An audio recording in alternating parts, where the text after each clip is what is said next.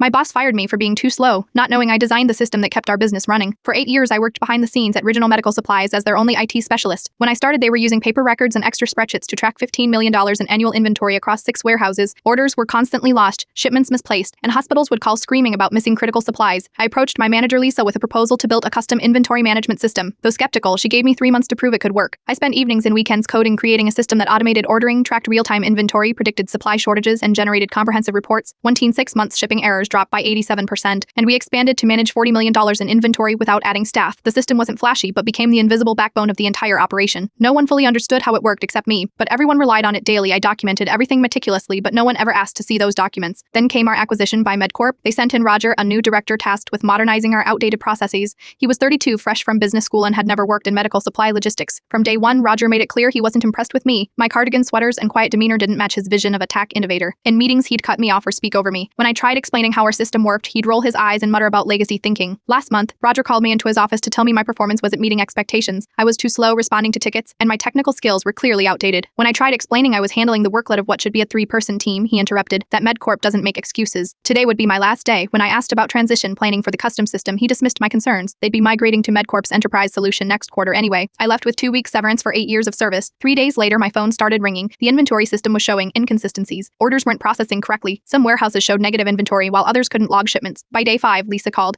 The system was completely down. MedCorp's IT team couldn't make sense of my code, and hospitals were waiting for emergency supplies. I mentioned my documentation in the red binder in the server room, but it wasn't there. I'd taken it during my exit along with all my development notes. By week 2, Roger called directly asking me to come back and fix the system. I offered my help as a consultant at $300 minus per HR with a minimum 20-hour weekly retainer for 6 months. Roger was shocked at nearly triple my previous rate, but I explained he wasn't hiring an employee now, minus he was hiring the only person who understood a proprietary system managing $140 million in annual inventory for critical medical supplies. After emergency meetings, MedCorp agreed to my terms. I now work remotely 25 hours weekly for more than double my previous salary. The migration to MedCorp's superior system has been postponed indefinitely. Roger has been reassigned to a regional office in Alaska. Sometimes being too slow just means you are careful enough to become indispensable, and sometimes the quietest person in the room is the